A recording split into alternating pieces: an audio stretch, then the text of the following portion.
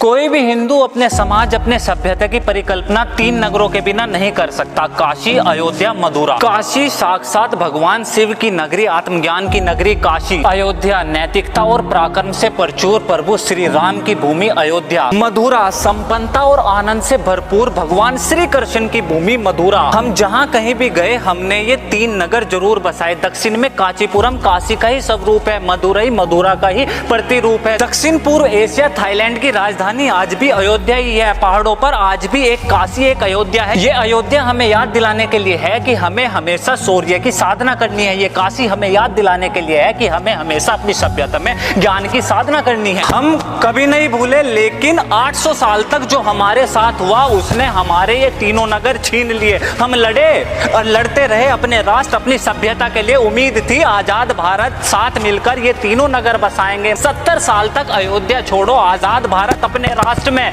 प्रभु श्री राम के जन्म स्थान पर उनका एक मंदिर नहीं बना सके। 1989 जेएनयू से 25 तथाकथित मार्क्सवादी कम्युनिस्ट इतिहासकार एक बुकलेट जारी करते हैं, the political abuse of history. Babri मस्जिद, राम जन्मभूमि डिस्प्यूट। जो विवाद अब तक श्री राम मंदिर निर्माण को लेकर था वो अब पुरुषोत्तम प्रभु राम के अस्तित्व पर आ गया। सवाल पूछा गया कि प्रभु श्री राम है या नहीं, इसका क्या सबूत है? मक्का पूरी दुनिया के मुसलमानों के लिए एक धार्मिक जगह है और हज यात्रा लगभग हर मुसलमान का सपना। केवल आर्थिक मदद नहीं करी बल्कि भारत और भारतीय सरकार ने हर संभव कोशिश करी जिससे यहाँ का मुसलमान अपनी धार्मिक यात्रा कर सके। जेरूसलम क्रिश्चियनिटी में सबसे ऊंची जगह है। वो चाहते हैं और जाते हैं कि एक बार उस पवित्र जगह के साक्षी बन सके। लेकिन जब कोई हिंदू अपने आदर्श, अपने प्रभु की उपासना के लिए मंदिर निर्माण को कहता है तो ये sovereign socialist secular democratic republic of India उससे सबूत मांगता है कि उसके भगवान थे भी या नहीं। मंदिर को तोड़कर ही बाबरी मस्जिद बनी। साथ मिलकर एक स्वर में इसके प्रमाण मांगे गए। 1192 से लेकर 1194 महमूद गौरी कुतुबुद्दीन ऐबक का समय। गंगा डेल्टा पर जितने शहर बसे थे वाराणसी के सारे मंदिरों को तोड़ा गया। नालंदा यूनिवर्सिटी जलाई गई। बुद्ध की बड़ी बड़ी प्रतिमाओं का खंडन हुआ। मथुरा नगरी तबाह करी गई। काशी विश्वनाथ मंदिर, कृष्ण जन्मभूमि मंदिर आज भी उस तबाही के साक्षी बन प्रमाण के रूप में मौजूद है। जब इतना सब हुआ तो किस बिना पर यह कहा गया कि अयोध्या में कभी कोई राम मंदिर नहीं था? जवाब दिया आर्कियोलॉजिकल सर्वे ऑफ इंडिया ने, फैसला दिया सुप्रीम कोर्ट इंडिया ने, कहा मंदिर था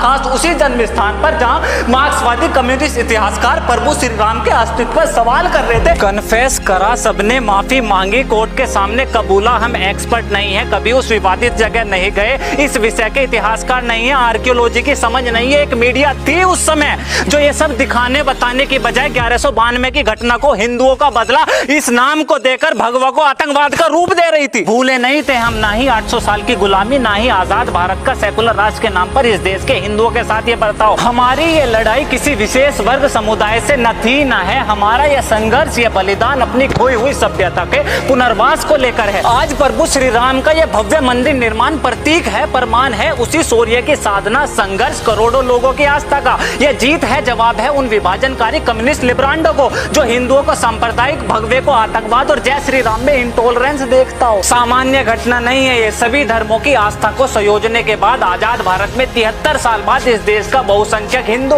अयोध्या प्रभु श्री राम मंदिर निर्माण से अपनी खोई हुई सभ्यता का पुनर्वास कर रहा है। त्योहार लगना चाहिए, हर घर दीप जलने चाहिए, नम आंखें चमक उठनी चाहिए, क्योंकि हमारे प्रभु श्री राम एक आखिरी बार अपना वनवास काट हमेशा के लिए अयोध्या पधार रहे हैं। भव्य श्री राम मंदिर भूमि पूजन के पावन उपलक्ष्य पर सभी देशवासियों को हार्दिक बधाई। ये शब्द, ये आवाज, ये वीडियो 800 साल के उन संघर्ष और बलिदानों की आवाज बन प्रभु श्री राम में आस्था रखने वाले सोशल मीडिया के हर एक अकाउंट पर गूंजनी चाहिए। This is Alok Kumar from talk. See you next video. जय हिंद।